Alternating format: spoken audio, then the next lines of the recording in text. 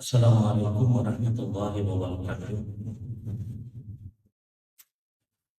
Innal hamdalillah nahmaduhu wa nasta'inuhu wa nastaghfiruh wa na'udzu billahi min shururi anfusina wa min sayyiati a'malina may yahdihillahu fala mudilla lahu wa may yudlil fala hadiya lahu. Asyhadu an la ilaha illallah wahdahu la syarika lahu wa asyhadu anna Muhammadan abduhu wa rasuluh. Allahumma shalli ala Muhammad wa ala ali Muhammad kama shallaita ala Ibrahim wa ala ali Ibrahim innaka Hamidum Majid. Allahumma barik ala Muhammad wa ala ali Muhammad kama barakta ala Ibrahim wa ala ali Ibrahim innaka Hamidum Majid. Ikhwanu fiddin, ibu-ibu, bapak, saudara-saudara jamaah salat maghrib dan salat isya Masjid Al-Furqan rahimahumullah. Alhamdulillah, mari sama-sama kita senantiasa bersyukur kepada Allah.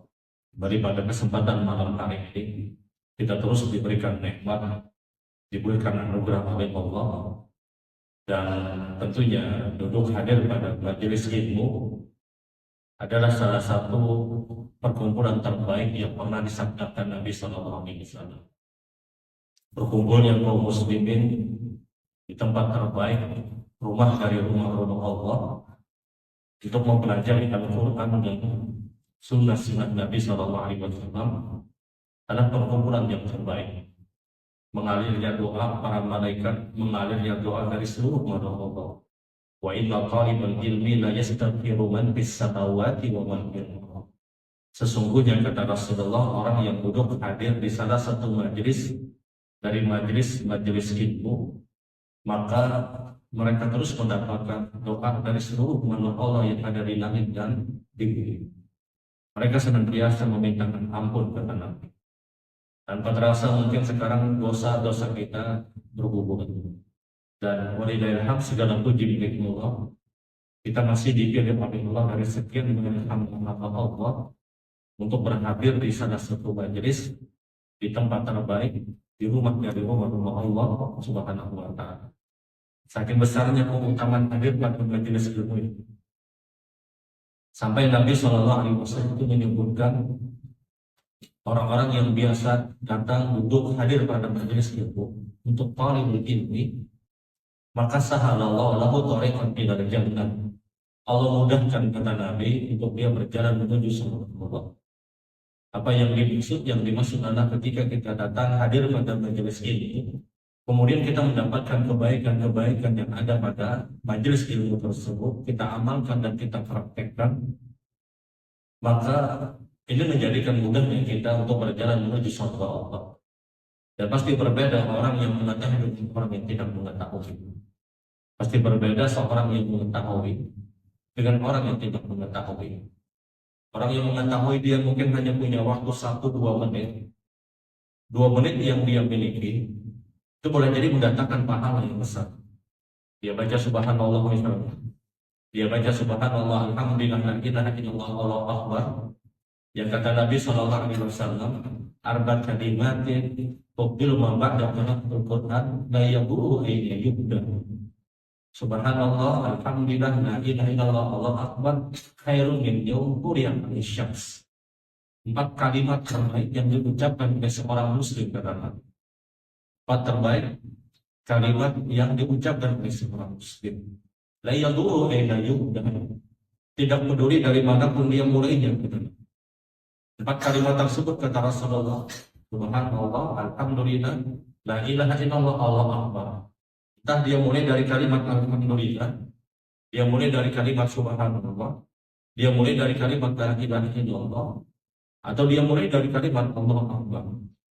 Yang penting dia ucapkan 4 kalimat ini, subhanallah alhamdulillah la ilaha illallah Allahu akbar. Hasilnya kata Nabi lebih baik daripada terbitnya matahari, lebih baik daripada dunia yang seisinya. Orang yang mengetahui dengan orang yang tidak mengetahui itu pasti berbeda.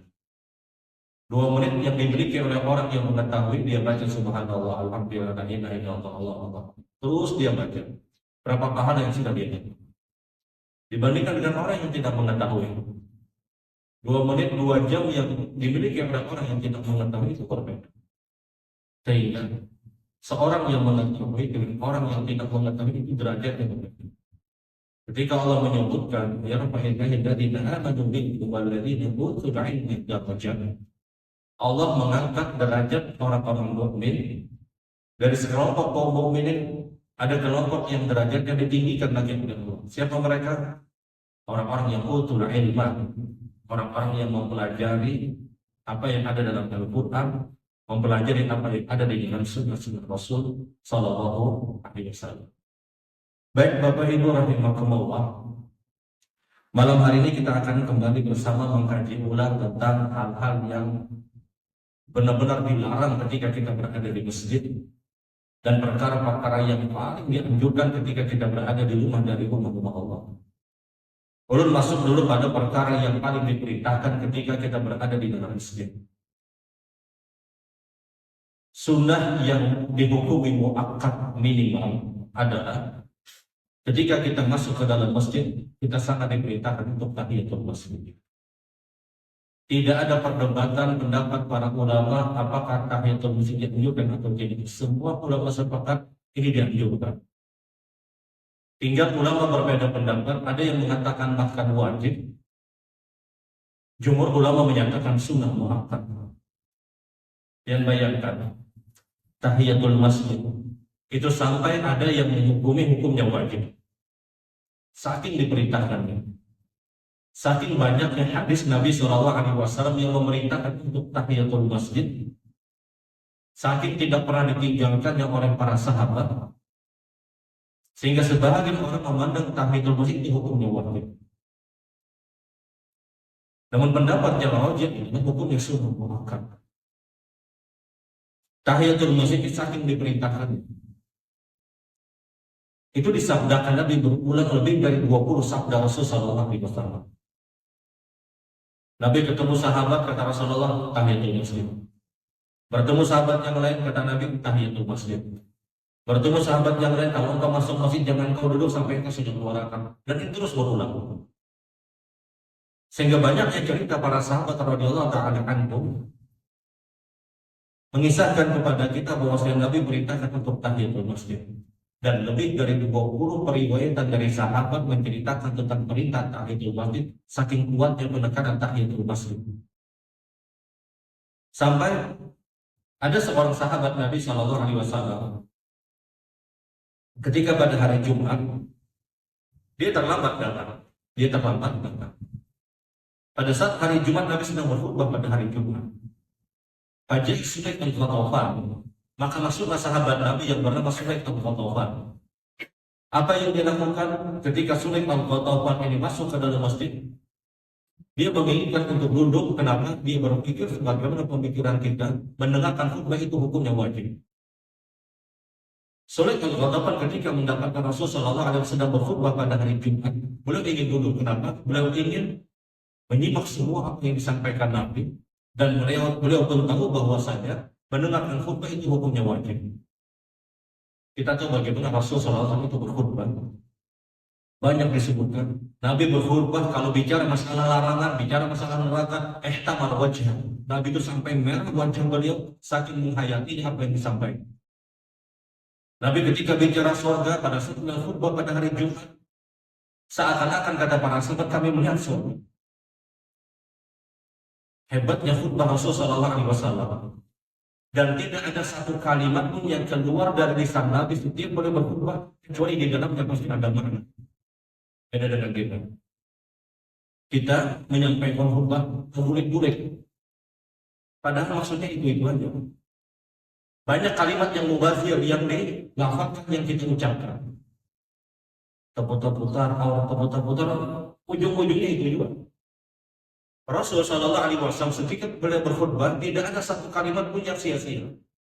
Tidak ada satu kata pun yang keluar dari lisan Nabi kecuali di dalamnya pasti ada makna. Dan itu Rasulullah SAW. Sulaik al-Ghatafan memahami betul bahwasanya khutbah Nabi itu sangat berharga. Apa yang beliau lakukan ketika beliau terlambat pada hari Jumat, Nabi sedang berkhutbah, Sulaik al-Ghatafan itu mau duduk. Lihat saking perintahnya, saking pentingnya tahiyatul masjid. Di tengah-tengah Nabi berkhutbah pada hari Jumat, Melihat Sulaik Al-Ghatafan itu akan duduk, Nabi berhenti dari khutbahnya. Nabi tegur Sulaik Al-Ghatafan, "Sholli rak'ataini khatibatain." Wahai Sulaik, kata Nabi, salat 2 rakaat. Bagaimana pentingnya khutbah, pentingnya tahiyatul masjid. Di tengah-tengah Nabi berkhutbah, Nabi berhenti ketika ada benar sahabat Rasulullah Sulaik Al-Ghatafan, dia akan duduk. Kata Nabi, Sulaik itu salat 2 rakaat. Salat sunnah yang ringan, kata Rasulullah SAW. Ini gambaran kata para ulama bagaimana dahsyatnya perintah tahiyatul masjid. Bagaimana perintah penekanan tahiyatul masjid sampai Nabi bersabda pengulangan lebih dari 20 sabda Rasul, sampai ketika Sulaik Al-Ghatafan pada saat di hari Jumat terlambat datang pada saat itu, beliau akan duduk tapi ditegur Rasulullah SAW. Sehingga wajar ada sebagian ulama itu berpendapat bahwasanya tahiyatul masjid itu dihukumi wajib. Namun pendapat yang wajib itu hukumnya adalah sunnah muakkad. Maka salat terbaik ketika kita masuk masjid, yang pertama salat terbaik itu adalah tahiyatul masjid. Belum bicara yang sunnah. Kita masuk masjid kemudian di waktu subuh misalnya. Apakah kita niatnya qabliyah subuh atau tahiyatul masjid? Tetap niatnya adalah tahiyatul masjid. Karena qabliyah subuh yang kita mungkin tidak sempat disebutkan adanya tahiyatul masjid, itu bisa diqadha sebagaimana sabda Rasul sallallahu alaihi wasallam, "Man fatatu rak'ataini qabla subuh fa yusra' lahu isyamsi." Kata Rasul sallallahu alaihi wasallam, kalau engkau tidak sempat untuk melaksanakan qabliyah subuh, maka kerjakan setelah munculnya matahari. Kita masuk masjid di waktu subuh. Kita lihat tinggal 3 menit atau 2-3 menit misalnya. Apakah kita mengambil tahiyatul masjid atau mengambil qabliyah subuh? Kita mengambil tahiyatul masjid. Walaupun zahirnya qabliyah subuh itu pahalanya khairu minad dunya wa ma fiha, kata Nabi, lebih baik daripada dunia dan seisinya. Tapi ketika bertemu dengan tahiyatul masjid, maka pendapat yang rajih adalah dia tahiyatul masjid. Dia niatnya tahiyatul masjid. Karena qabliyah subuh itu bisa diqadha ketika sudah munculnya matahari. Ada orang masuk masjid di waktu zuhur. Apakah dia qabliyah zuhur atau dia tahiyatul masjid? Dalam kondisi yang seperti itu tetap dia tahiyatul masjid. Kalau seandainya dia menghindar qabliyah zuhur, maka qabliyah zuhur pun itu bisa diganti sebagaimana perbuatan Rasul sallallahu alaihi wasallam. Aisyah radhiyallahu ta'ala anha meriwayatkan satu hari Rasul sallallahu alaihi wasallam disibukkan dengan banyak urusan, maka ketika itu terlambatlah Rasul sallallahu alaihi wasallam untuk melaksanakan qabliyah zuhur. Nabi sallallahu alaihi wasallam kemudian masuk ke dalam masjid dan beliau langsung imam untuk melaksanakan salat zuhur. Maka kata Aisyah, Nabi mengganti qabliyah zuhur yang terlambat pada saat setelah beliau melaksanakan salat zuhur. Qabliyah zuhur, qabliyah subuh, ini diantara salah-salah sunnah yang bisa diqadha. Ada 3 salat sunnah yang kita boleh untuk mengqadha. Yang pertama salat tahajud, yang kedua qabliyah subuh, yang ketiga qabliyah zuhur. 3 model salat sunnah ini ketika kita tidak mendapatkannya, kita boleh untuk mengqadha. Tahajud misalnya, orang punya kebiasaan mengerjakan tahajud. Kadang Allah di malam tersebut dia tidak bisa untuk melaksanakan tahajud disebabkan mungkin sakitnya dia, disebabkan mungkin tidurnya dia mengalahkan bangunnya dia. Maka apa yang dia lakukan? Kalau orang sudah terbiasa melaksanakan tahajud, dia bisa qadha. Sebagaimana perkataan Aisyah radhiyallahu ta'ala anha, bahwasanya Nabi sallallahu alaihi wasallam satu malam beliau kehilangan salat tahajud, kemudian Nabi mengganti keesokan harinya bi 11 rakaat, kata Aisyah, dengan jumlah 12 rakaat. Kita kalau qadha tahajud itu pada mulai 11 rakaat. Karena tidak ada witir di waktu pagi. Tidak ada witir di waktu siang. Maka qadha tahajud itu dengan jumlah 12 rakaat. Sebagaimana perbuatan Rasul sallallahu alaihi wasallam. 3 model salat ini boleh kita qadha. Qabliyah subuh, qabliyah zuhur, dan salat tahajud. Orang masuk masjid kemudian dia tinggal beberapa menit. Apakah pilihannya qabliyah subuh atau pilihannya tahiyatul masjid? Pilihannya tetap tahiyatul masjid. Dan ingat, mohon maaf, tidak ada yang namanya istilah menggabungkan niat-niat sunnah pada satu amalan. Ada orang masuk masjid kemudian dia niat tahiyatul masjid, dia niat qabliyah subuh. Apakah boleh? Tidak pernah diajarkan Rasul sallallahu alaihi wasallam, bertentangan dengan sabda Nabi sallallahu alaihi wasallam, "Innamal a'malu binniyati wa innamal likulli imrin ma nawa." Sesungguhnya amal itu kembali kepada niat dan kita akan mendapatkan hasil dari niat yang jelas. Kita tidak boleh menggabungkan niat yang sunnah pada satu amalan. Kalau seandainya dua amalan sunnah digabungkan dengan satu niat, digabungkan dengan satu amalan, dua niat digabungkan dengan satu amalan, orang akan berpikir dia akan gabungkan 5 niat dengan satu amalan. Masuk dia ke masjid, kemudian dia niat tahiyatul masjid, kemudian dia niat qobliyah subuh, kemudian dia niat salat sunnah wudu, kemudian dia niat salat sunnah antara adzan dan iqamah, kemudian dia niat salat sunnah mutlak. Kalau dua niat itu boleh, orang akan berpikir berarti di niat boleh. Dan faktanya ini tidak ada dalil. Sama seperti ada orang yang berniat puasa sunnah misalnya. Kebetulan pada hari Senin, kebetulan ayyamul bid, maka dia niat puasa Senin, kemudian niat puasa ayyamul bid. Apakah ini dibenarkan? Tidak sesuai dengan apa yang dianjurkan Rasulullah SAW. Kadang muncul di WA kita ada orang yang nusar misalnya, 60 ayyamul bid, 60 puasa Senin, combo pahala di sini. Kemudian diniatkan puasa Senin, niatnya ayyamul bid. Ini tidak dibenarkan. Baik puasa Senin ataupun puasa ayyamul bid, dia berbeda keutamaan.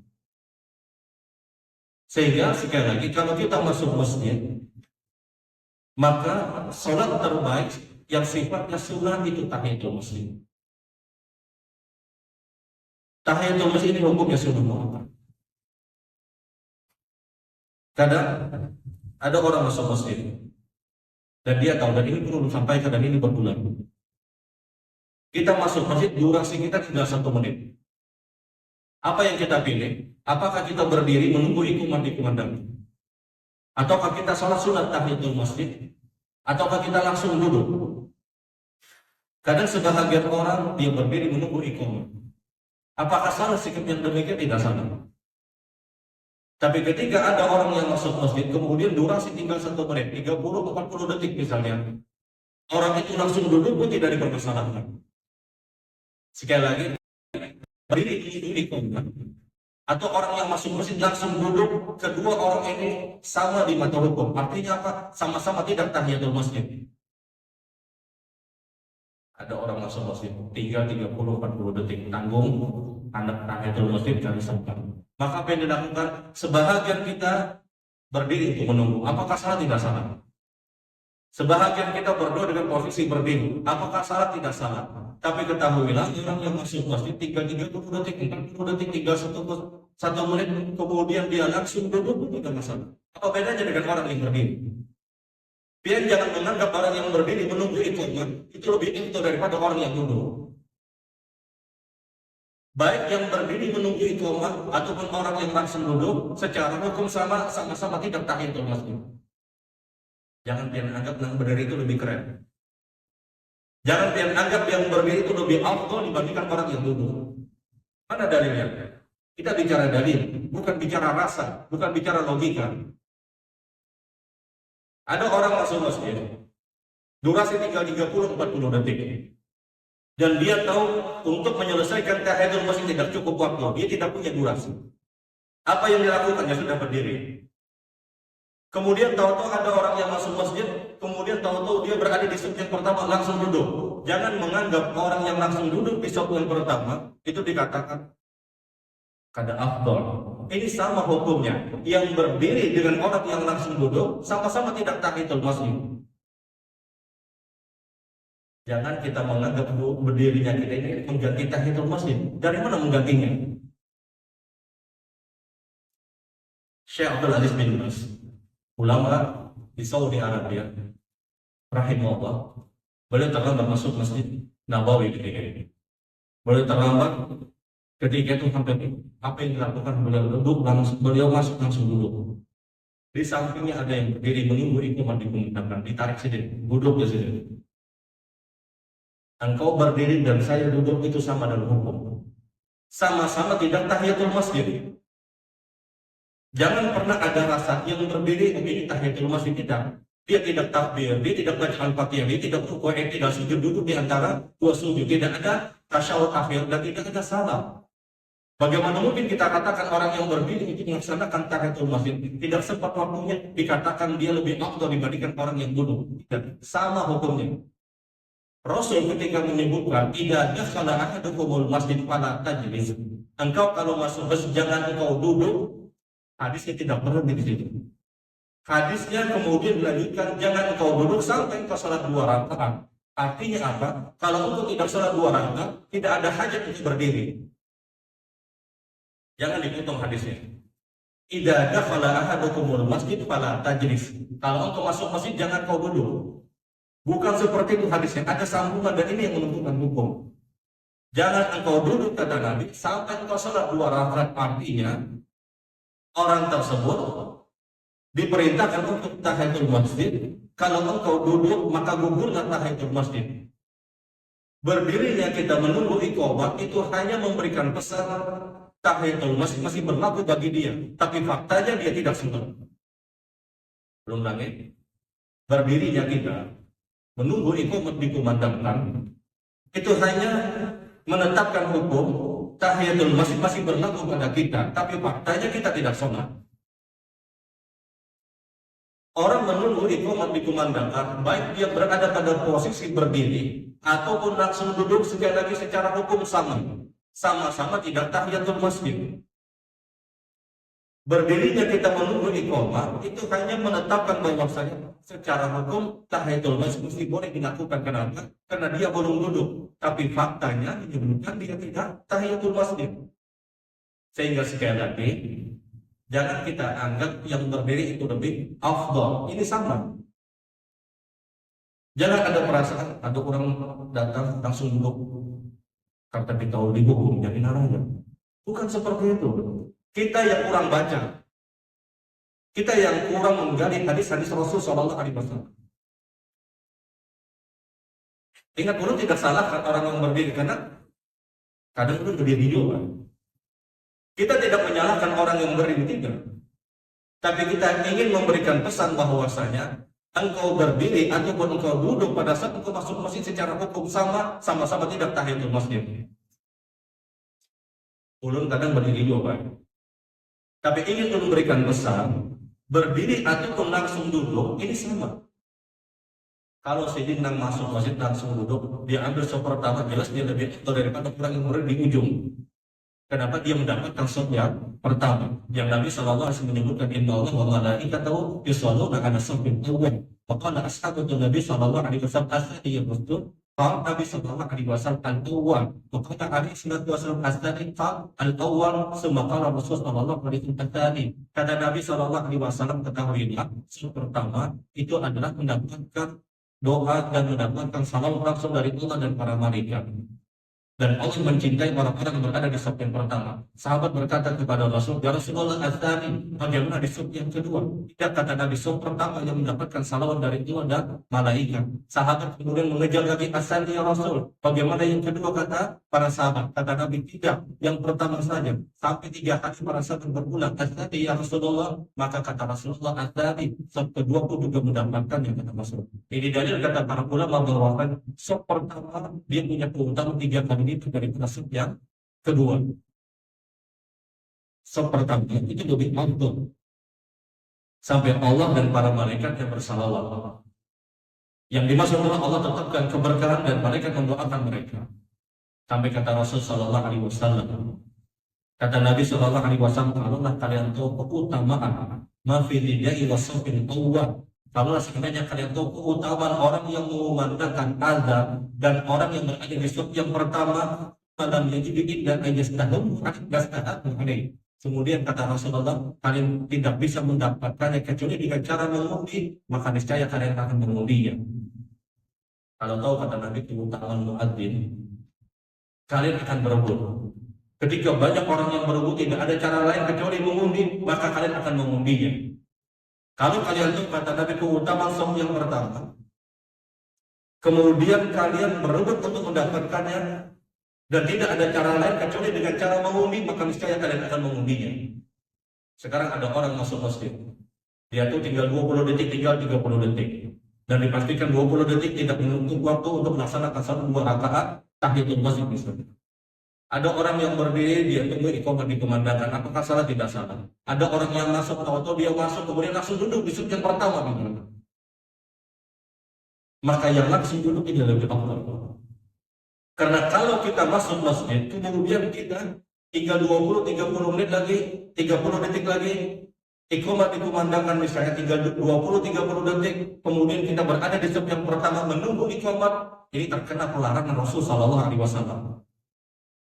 Makanya kenapa mayoritas kita menunggu iqamah berada pada posisi berdiri di belakang. Karena semua atau mayoritas kita tahu kalau kita berdiri masuk ke depan itu dilarang Rasul Shallallahu Alaihi Wasallam.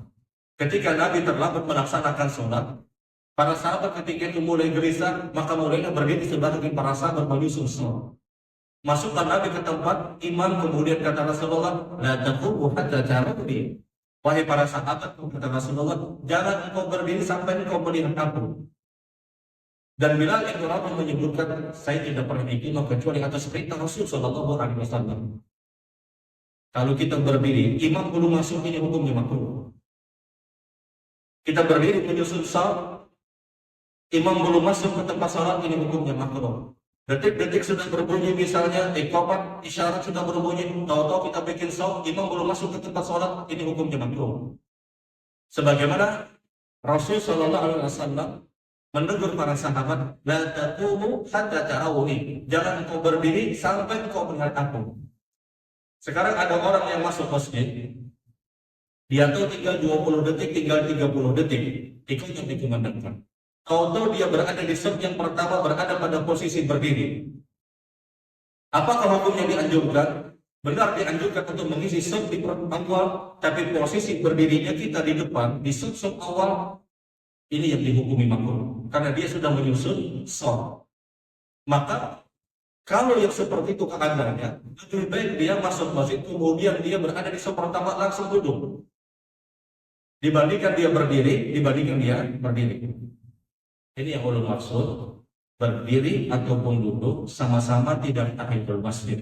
Tapi ketika dia berdiri maka mengharuskan dia harus di belakang. Tapi ketika dia mengambil posisi untuk duduk, maka dia punya pilihan sikap, baik duduk di belakang ataupun duduk di depan, maka itu pilihan yang bisa dia ambil. Sehingga zahirnya berduduk nyaman untuk dipikirkan. Tapi ini pilihan dia. Yang hendak berdiri tidak ada masalah. Karena resiko kalau kita masuk masjid kemudian kita berdiri pertama, resikonya la taqumu hatta tarawni, kata Nabi, jangan berdiri sampai engkau melihat aku. Sekali lagi, kenapa mayoritas kita ketika menunggu iqamah dan kita tuh tidak cukup waktu untuk menyelesaikan tahiyatul masjid, kenapa mayoritas kita berdiri di belakang? Karena mayoritas kita tahu hukumnya, kalau kita berdiri di depan ini hukumnya makruh. Kalau kita berdiri di depan ini hukumnya makruh, karena seakan-akan dia mau bikin sun. Tapi kalau ada orang yang masuk tahu-tahu kemudian dia langsung duduk misalnya, maka tidak kena kemakruhan pada saat itu. Tidak dihukumi makruh bagi orang tersebut. Sehingga yang berdiri ataupun orang yang duduk, ketika sama-sama tidak tahiyatul masjid, ya sudah, itu hukumnya sama. Kalau pilihan kita adalah tahiyatul masjid, kita masuk masjid, kita untuk tinggal 30 detik, dan kita tidak perlu dengan detik-detik yang ada takbir kita Allah Akbar misalnya. Untuk apa? Untuk mendapatkan keutamaan tahiyatul masjid tadi misalnya. Iqamah dikumandangkan. Maka apa yang kita pilih? Muncul 3 pendapat yang disebut oleh para imam mazhab. Pendapat pertama, dia bisa lanjutkan sholatnya walaupun iqamah dikumandangkan. Dengan dalil pernyataan firman Allah, ya ayyuhalladzina amanu la tubtilu a'malakum. Wahai orang-orang yang beriman, jangan kalian membatalkan amal kalian ketika kalian sedang beramal, ketika kalian sedang beriman. Imam Syafi'i beliau memberikan pendapat bahwasanya ketika ada orang yang sedang sholat sunnah, kemudian iqamah dikumandangkan, maka dia teruskan sholat sunnah ini. Pendapat Imam Ahmad bin Hanbal, beliau menyebutkan ketika ada orang yang sedang melaksanakan sholat sunnah, kemudian iqamah dikumandangkan, maka dia batalkan sholat sunnah. Dengan dalil hadis Nabi SAW yang diriwayatkan oleh Imam Bukhari dan Imam Muslim, tidak boleh itu salat pada salat dan berkurban. Ketika iqamat dikumandangkan tidak ada lagi salat kecuali hanya salat wajib. Dari ini yang digunakan oleh Imam Ahmad, kalau ada orang yang sedang melaksanakan salat sunnah, iqamat dikumandangkan tidak ada lagi. Dan ini juga berlaku ketika ada orang yang tawaf misalnya. Ada orang yang sedang tawaf sunnah. Kita bicara tentang tawaf sunnah, bukan tawaf umrah. Tawaf yang harian itu, maka iqamah dikumandangkan tidak ada lagi tawaf sunnah, tidak ada lagi tawaf sunnah ketika iqamah dikumandangkan. Pendapat Imam Malik belum menyebutkan kalau orang itu baru di rakaat yang pertama kemudian iqamah dikumandangkan maka dia batalkan salatnya. Tapi kalau sudah masuk rakaat yang kedua, dia rukuk di rakaat yang kedua, maka ketika itu dia lanjutkan salat sunnahnya. Pendapat Imam Malik ini menggabungkan pendapat dari Imam Syafi'i dan dari Ahmad bin Hanbal. Dan zahirnya kalau kita bicara kaidah al-fiqhiyah, kalau kita bicara usul fiqh, maka pendapat Imam Malik itu lebih baik daripada pendapat Syafi'i atau pendapat Imam Ahmad. Karena ada satu kaidah yang menyebutkan wajib muqaddam ada nasih wal mansukh, menggabungkan dua dalil yang sepertinya bertentangan itu lebih baik daripada mengambil satu dalil kemudian menggugurkan dan yang lainnya. Contoh yang lain misalnya, ada hadis Nabi yang melarang perempuan itu untuk melakukan ziaratul kubur. Sebagaimana pernyataan Rasulullah, la'anallah za'iratul kubur. Allah melaknat perempuan yang ziaratul kubur. Dalil ilah yang digunakan mazhab Hanafi. Sehingga tidak ada seorang perempuan pun yang ziaratul kubur, baik mengantarkan jenazah atau ziaratul kubur di kuburan baki di kota Madinah. Dalil ilah yang digunakan pendapat perempuan dilaknat dan dilarang untuk ziaratul kubur. Dan ini dalil semua. Kemudian ada dalil yang lain yang menyebutkan Rasulullah SAW bersabda, "Zurul maqabir wa innaha tadhkurul mauta." Berziarahlah kalian ke kubur karena sesungguhnya itu akan mengingat kalian kepada kematian. Bagaimana menggabungkan dua dalil ini? Maka kaidah menyebutkan ketika ada dua dalil yang sepertinya bertentangan, kita harus menggabungkan dulu, kecuali tidak bisa untuk digabungkan. Maka solusinya adalah yang dilarang Rasulullah SAW bagi perempuan ke kubur itu ketika mereka mengantarkan jenazah, ikut menguburkan jenazah. Adapun kalau jenazah tersebut sudah dikuburkan, maka dia bisa untuk ziarah ke kubur. Dalilnya apa? Ketika Rasulullah itu pernah menyebutkan, siapa yang melaksanakan salat jenazah kata Nabi maka dia mendapatkan farul qirat, dia mendapatkan pahala qirat. Maka siapa yang mengantarkan jenazah kata Nabi dia mendapatkan pahala 2 qirat. Apa itu qirat kata sahabat? Kata Rasulullah paling tidak besarnya seperti gunung Uhud. Orang yang mensolatkan dan orang yang mengantarkan jenazah baru dapat pahala 2 qirat. Untuk mendapatkan syarat 2 qirat ini, syarat pertama dia salat jenazah dulu. Karena ada sebahagian orang datang ke masjid sembahyang jenazahnya ada, tapi menguburkannya ia juga. Model yang seperti tidak mendapatkan pahala 2 qirat. Yang dapat pahala 2 qirat itu kata Rasulullah, dia sholat jenazah, kemudian dia ikut menguburkan. Nah hadis ini kemudian didapatkan oleh istri-istri sahabat radhiyallahu taala anhum. Maka yang dilakukan oleh sebahagian dari kaum perempuan pada saat itu, setelah mereka ikut melaksanakan sholat jenazah, mereka kemudian mengiringi jenazah tersebut sampai kuburan bakti. Di tengah-tengah perjalanan, Rasulullah SAW dikabarkan oleh para sahabat, ya Rasulullah, sesungguhnya istri-istri sahabat itu mengantarkan. Maka Nabi kemudian berkata kepada kaum perempuan pada saat itu, irji'na fa innakunna ma'juran. Pulanglah kalian semua, kata Nabi, kalian sudah mendapatkan pahala. Pahala 2 kilo sudah kalian dapatkan, kata Rasulullah SAW. Ini yang kata para ulama. Nabi melarang perempuan untuk apa? Untuk ikut mengantarkan jenazah, menguburkannya. Tapi kalau untuk ziaratul kubur, maka itu dianjurkan. Sehingga kalau misalnya ada keluarga yang meninggal dunia, apakah kaum perempuan boleh ikut ke kuburan? Dia boleh ikut ke kuburan, tapi cukup di dalam mobil atau duduk dari area ke kuburan. Setelah jenazah tersebut dikuburkan, kemudian ditimbun dengan tanah selesai, masuklah kaum perempuan datang ke kubur tersebut. Dan hukumnya ketika itu ziaratul kubur, bukan ikut menguburkan. Hukumnya ketika itu dia ziaratul kubur, bukan ikut menguburkan. Karena yang dilarang Nabi adalah menguburkan. Sebagaimana keumuman hadis Rasulullah SAW. Meskipun ini larangan bukan bersifat haram. Sebagaimana apa yang dikatakan oleh Ummul Atiyah, kami dilarang untuk ikut menguburkan, tapi larangan bukan larangan yang sifatnya keras. Bukan larangan yang sifatnya keras, kata Ummul Atiyah untuk betul. Tapi kalau untuk ziaratul kubur, maka ulama menyebutkan itu hukumnya diperbolehkan, bahkan dianjurkan. Nah, ini yang ulama maksud menggabungkan dua dalil. Sehingga zahirnya pendapat Imam Malik yang menyebutkan kalau kita baru di rakaat yang pertama kita batalkan. Kalau sudah masuk rakaat yang kedua kita teruskan. Pendapat Imam Malik menggabungkan dalil dari Syafi'iyah dan dari pendapat Hanabilah. Namun sekali lagi ini pilihan. Kalau kita tinggal 20-30 detik masuk ke dalam masjid, kalau ingin melepaskan tahiyatul masjid silahkan. Tapi cara melepaskannya kita boleh langsung duduk. Kalau hadap berdiri silahkan. Tapi kalau kita ambil posisi berdiri, kita kada mau maju. Kita harus berada di belakang, bukan menyusul saf pertama. Maka kalau ada orang yang misalnya berdoa sambil berdiri misalnya, dengan ada orang yang berdoa sambil duduk misalnya, silahkan. Tapi jangan menganggap berdoa yang sambil berdiri ini lebih afdal dibandingkan orang yang langsung duduk tadi. Karena hukumnya sekali lagi sama-sama tidak tahiyatul masjid. Sama-sama tidak tahiyatul masjid. Ini yang pertama. Kemudian yang selanjutnya, larangan yang sangat keras yang pernah dilarang Rasulullah ketika kita berada di masjid. Rasulullah SAW pernah bersabda, "Wala yuwaddina ahadukum bil masjid." Jangan kalian kapling tempat di masjid. Jangan kalian kapling tempat di masjid.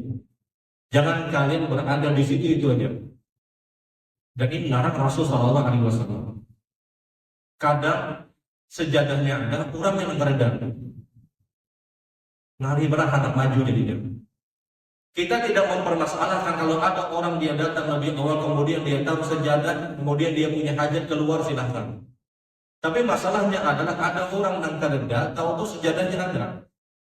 Dia telepon kawannya, dia WA kawannya, ikut ke masjid kan? Aku ke masjid. Ampar sejadah abang gitu. Amparakan sejadahnya sendiri. Ini problem. Dan ini dilarang Rasulullah SAW. La yuwaqina ahadukum fil masjid. Jangan engkau kapling tempat di masjid, kata Nabi. Jangan engkau kapling tempat di masjid, kecuali orang itu memang dia aja, dia punya keperluan, maaf dia sakit misalnya. Yang mau tidak mau dia harus ada di pojok kanan atau di pojok kiri. Dia harus dengan kursinya misalnya. Ini di luar dari bahasan kita. Kita bicara orang yang normal, yang tahu-tahu dia berada di satu tempat padahal dia belum datang. Kalau misalnya Sidin sudah datang, kemudian Anda membuka puasa misalnya, keluarlah orang ini dari saf dia. Ini tidak masalah, kenapa? Dia sudah datang lebih dulu. Tapi masalahnya adalah ada orang yang belum datang, tahu-tahu dia sudah kapling tempat. Maka ini tidak dibenarkan. Rasul itu melarang seseorang untuk kapling tempat, kecuali dia memang berhajat, dalam artian Muhammad dia dalam keadaan sakit, di pojok kanan, di pojok kiri. Kecuali orang-orang yang di belakang imam, orangnya itu saja tidak masalah, karena itu yang memang diinginkan Rasul. Ya Rasul pernah menyebutkan, liyaulil dzawil arhami wa ahlul luham. Orang yang di belakang saya ini kata Nabi, orang yang bisa memimpin sholat berjamaah. Orang yang bisa memimpin sholat berjamaah. Di belakang imam adalah orang yang bisa memimpin sholat berjamaah. Kalau kita tidak bisa memimpin sholat berjamaah, jangan di belakang imam. Yang di belakang imam itu kata Rasulullah orang yang bisa memimpin sholat berjamaah. Sehingga dalam keadaan yang seperti ini khusus. Nah, kalau kita bukan orang yang mengganti imam, kalau ada kita jamaah biasa saja, maka kita tidak dibenarkan untuk kapling tempat. Atau pengurus pun tidak boleh kapling tempat. Kapling tempat itu dilarang oleh Rasulullah SAW. Kecuali dia memang berhajat. Kecuali dia memang berhajat. Kalau misalnya dia pengurus dan dia adalah orang yang memang memperhatikan sound system misalnya. Yang kalau seandainya ada problem, ada misalnya story dan yang lainnya, maka dia bisa maju. Ini berbeda. Dia punya tugas khusus. Tapi kalau kita tidak punya tugas khusus, kita pengurus dan kita bukan orang yang punya tugas khusus, pada pelaksanaan sholat berjamaah, kemudian tahu-tahu kita kapling tempat, makin terkena larangan Rasulullah SAW. Kenapa Nabi melarang kita untuk tidak kapling tempat? Yang pertama, agar kita tidak kehilangan kebaikan yang banyak. Orang kapling tempat, maka saksi kebaikan bagi dia hanya di situ aja. Ketika Allah menyebutkan yauma idzin tuhadditsu akhbaraha, bumi akan berbicara dengan apa yang dilakukan oleh seorang hamba. Di tempat kita melakukan ibadah, maka tempat tersebut akan jadi saksi kebaikan. Kalau seandainya dia kapling tempat di situ-situ saja, maka dia hanya mendapatkan saksi kebaikan yang sangat sedikit. Ini yang pertama kata para ulama, kenapa itu dilarang? Sebab yang kedua itu dilarang adalah agar tidak ada kesombongan. Agar tidak ada kesombongan. Sebahagian orang, sebahagian orang, ketika dia sedang merasa dia punya tempat khusus, sebahagian orang kadang ada rasa ujub, rasa bangga diri. Aku di situ taruh semua. Sampai mungkin orang-orang tahu sini di situ taruh. Ketika itu kadang ada rasa ujub yang dirasakan oleh sebahagian orang. Sehingga Rasul ingin tumbangkan rasa ujub ini. Maka Rasul menyebutkan pada yu'ina hadukum bil masjid. Jangan engkau kapling tempat di masjid, kata Rasul sallallahu alaihi wasallam. Dan setiap larangan Rasul itu pasti ada hikmahnya. Tahu tidak tahu kita hikmahnya, syariat itu menetapkan semua perintah Allah, semua perintah Rasul pasti ada hikmahnya. Begitupun semua larangan Allah dan semua larangan Rasul itu pasti ada hikmahnya. Paling tidak dua poin yang disampaikan, tahiyatul masjid, salah satu yang hukumnya mau angkat. Kemudian larangan Rasul Shallallahu Alaihi Wasallam ketika kita berada di masjid, jangan kita kapling kecuali memang tahiyat yang ada yang dikhususkan. Baik Bapak Ibu rahimakumullah, ini mungkin yang bisa saya sampaikan di kesempatan hari ini. Kita akhiri dengan takbiratul majelis subhanallah wa bihamdihi asyhadu an la ilaha illallah wa astaghfirullah wa atubu ilaih. Assalamualaikum warahmatullahi wabarakatuh.